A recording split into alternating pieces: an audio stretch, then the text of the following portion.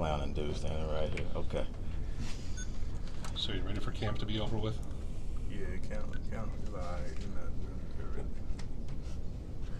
We'd heard you were up to about 300. Is that correct? Oh yes, sir. I'm about 305 right now. So, How's that feel? it feels great just being with our nutrition staff and Coach Cochran, and just having like the people around you, not just gaining weight and fat, but really in muscle, and so you can still be a dominant player out there. So it was okay. What were you when you got here? Freshman year? Yeah. Around like 260, 240, something like that. Last year, where were you? 285. I know you came in as mostly an end, but they have you playing inside now. What do you see the differences at those two positions? Not really a difference, just really get more double teams and stuff like that. So more like power runs, more double teams. That's about it. What did you see from the D-line Saturday? I seen a lot of stuff on the D-line. Everybody just really buying in. The young guys coming up, feeling the end roles and stuff like that. Just the defense in general, everybody played well. Everybody played to the Alabama level and Alabama's standard. You're obviously putting on weight. What's your meal schedule like? I mean, what do you eat? Do all that? I mean, me and Ms. Amy, our nutritionist, we just have like a bond that like, and I trust what Coach Saban do, and I trust what Ms. Amy does just as well. So whatever they have me eat, I just eat. You eat like 4 times a day, 5? What we Nah, just whatever our time schedule we eat, just like that. Who helped you the most in that transition inside?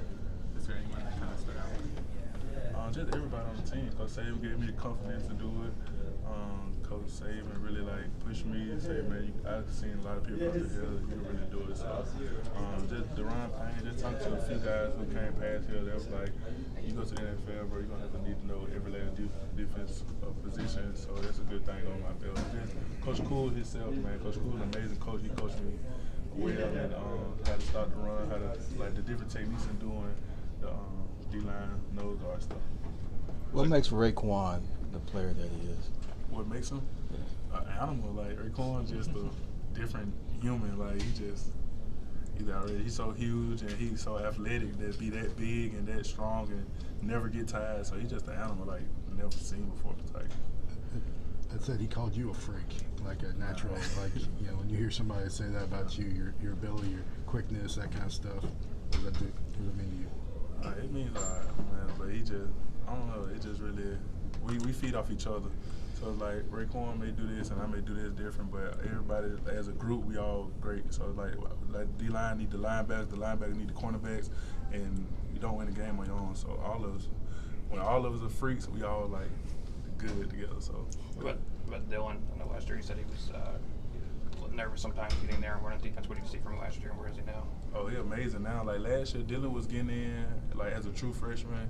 He was doing his thing, but he was really quiet. This year, we really pushed him during camp to speak more vocally because like we need them. Like they need to give us a call, and I'm like happy he with Matt Wilson because Matt Wilson really helped him with all that stuff like that. So Dylan Moses really became a vocal leader to us, and it's just nerve-wracking. Like it's not nerve-wracking, but it's kind of nervous. I can see where you come from because like you got seniors and juniors, and you're a sophomore that seniors and juniors depending on you. You know what I'm saying? So it's like, but he's doing a great job at that. So.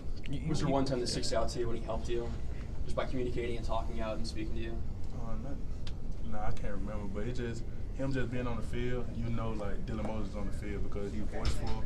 He makes sure everybody get the call. Make sure the linebackers, safety, defensive line, cornerbacks, everybody get the calls. He makes sure he know the call first himself. He look to the sideline, get the call. So him and Matt Wilson be doing a great job at that. Just filling in the role like Sean Deion Hampton, Rashad Evans. Just like it's no fall off, no, you don't know anything. What's Shaheem Carter like? He seemed kind of quiet in front of us, but I'm sure he's kind of. He's kind of quiet everywhere, but he's the type of quiet like you gotta get the business. Like he's like a businessman quiet. So Shaheem Carter, he's a great leader at all times. Like on the field, off the field, great leader, and just he demands the best out of everybody because he gives the best out of everybody. So he's a great.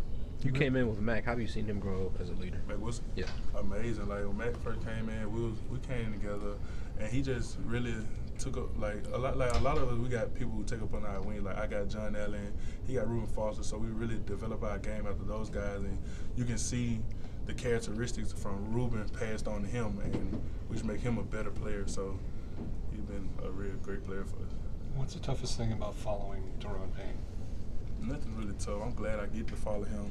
That's a really thing about it because I got to learn from him and to see the things he did, the way he ran to the ball, the way he just carried himself on the field, off the field, the way he acted, the way he ate, the way he, you know what I'm saying? So it's like nothing really stands out. What was the difference with him last year at the end of the season? Because it seemed like he just turned on at the playoff. I think just seeing the guys up under him, seeing the guys behind him, it was like when he get ready to leave or if he left, he wanted to make sure like y'all don't fall off. Like this the standard. Like he got to work his butt off because he was leading by example. So that's how we feel right now. Me, Raekwon, Isaiah Bull, we feel like to get the young guys behind us, to follow like to play Alabama standard, we have to do the same exact by leading by example. Are you working strictly outside of this point, or inside at this point, or are you still working outside? Just everybody doing different things. Isaiah Bull's playing inside, outside. Raekwon playing inside, outside. I play inside, outside. So we really just moving around, just trying to see where everybody fit in, where everybody doing it. So it's really not a starting position right now. So it's just really everybody just rotating in and out at different positions, so we can know all of it when the time comes. And as far as one of the young guys with Fidarian Mathis, what do you feel like he brings to the table, and just how do you feel like he can help you guys? It's just the same thing. Like all of us very athletic. Fidarian, he's very athletic, very strong in the middle. So everybody just bring in that one little thing that they do to help out the team. You mentioned John took you under your wing. Have you taken anybody under your wing yet? Stephon Wynn, LeBron Ray. Just everybody just got something. Like Raekwon took me up under his wing this year too. You know what I'm saying? So it's just like when you feel like a person need help, you feel like it's that time to take them up under their wing and teach them how to do some stuff. You know what I'm saying?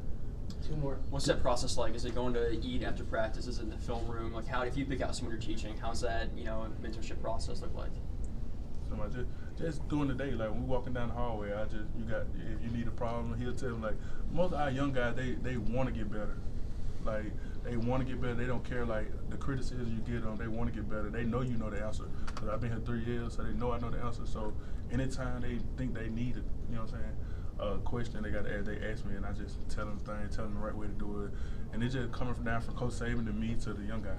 You mentioned the role of nose guard sometimes take on multiple blocks and stuff. How much, having your experience at end and rushing the passer, how much are you fighting some of that?